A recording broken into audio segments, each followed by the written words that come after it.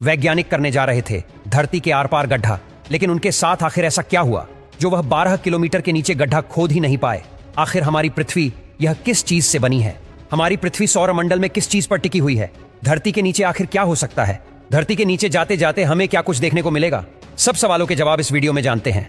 हमारी पृथ्वी दरअसल 4 लेयर्स में बटी हुई है। सबसे पहली लेयर है क्रस्ट लेयर, जिस पर हम रहते हैं। धरती पर बड़े बड़े गड्ढे जैसे कि कुएं और खदानें सब कुछ क्रस्ट लेयर में ही है, और ये वही गड्ढा है जिसे वैज्ञानिक चाहते तो ये थे कि वो इस गड्ढे को धरती के आर पार खोदे, लेकिन वो सिर्फ 12 किलोमीटर ही खोद पाए थे। क्रस्ट के बाद दोस्तों जो लेयर आती है उसे मेंटल कहते हैं। मेंटल लेयर क्रस्ट और कोर के बीच की लेयर होती है। ये धरती की वैसे सबसे बड़ी परत है, जो समुद्री परत के नीचे लगभग 35 किलोमीटर से लेकर 29 किलोमीटर तक की गहराई में फैली हुई है। बता दें कि धरती की चुंबकीय शक्ति, टेक्टोनिक प्लेट्स और ज्वालामुखीय गतिविधियों में इस लेयर का बहुत बड़ा योगदान है। मेंटल लेयर में 2 कंसेप्ट का जानना बहुत जरूरी है, एक लिथोस्फेयर और दूसरा एंडोस्फीयर। सबसे ऊपर मेंटल और क्रस्ट लेयर का एक मजबूत पार्ट होता है। यह उन टेक्टोनिक प्लेटों में टूट गया है और यह नीचे तैरती रहती है, जो पर्वत श्रृंखलाओं का निर्माण करता है। अचानक आने वाले भूकंप का निर्माण भी इस लेयर की वजह से ही होता है। हमारी पृथ्वी की सतह को आकार देने में भी इसका बहुत बड़ा हाथ है। एंडोस्फीयर की बात करें तो ये लिथोस्फेयर के नीचे मेंटल का पार्शियली पिघला हुआ एक फ्लेक्सिबल सा एरिया है, जो गर्म और सेमी फ्यूल्ड चट्टानों से बना हुआ होता है। पृथ्वी की सतह में जो टेक्टोनिक प्लेट्स होती हैं, उनकी हलचल में इसी लेयर का हाथ होता है। अब बारी आती है धरती की सबसे आखिरी सतह कोर की, जो सबसे गहरी और अंदरूनी पार्ट है।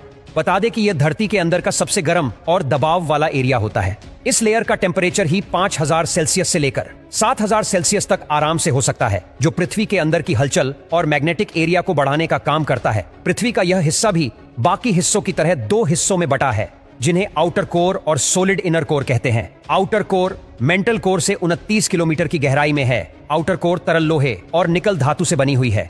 इसके बाद बात आती है सॉलिड इनर कोर की। यह लेयर पृथ्वी के सेंटर से 1220 किलोमीटर के दायरे तक फैली हुई है। इसकी एक बात खास है कि इतनी भीषण गर्मी और टेम्परेचर के बावजूद भी सॉलिड ही बनी रहती है, और यह आउटर कोर की तरह ही मैनली तरल लोहे और निकल से बनी है। दोस्तों, अब आप सोच रहे होंगे कि हमें इन बातों का कैसे पता चला? क्या वैज्ञानिक भी धरती के नीचे खुद गए थे? दरअसल इसका जवाब है नहीं। वह चाहकर भी इतनी नीचे अब भी के लिए तो नहीं जा सकते। अब आखिर इस बात का पता कैसे लगाया गया कि धरती के नीचे क्या मौजूद है?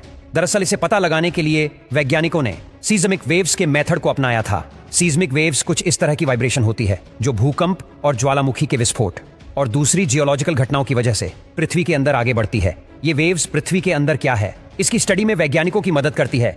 इन्हीं सीज़मिक वेव्स के बिहेवियर को एनालाइज करके वैज्ञानिकों ने धरती के अंदर मौजूद अलग अलग स्ट्रक्चर्स का पता लगाया है।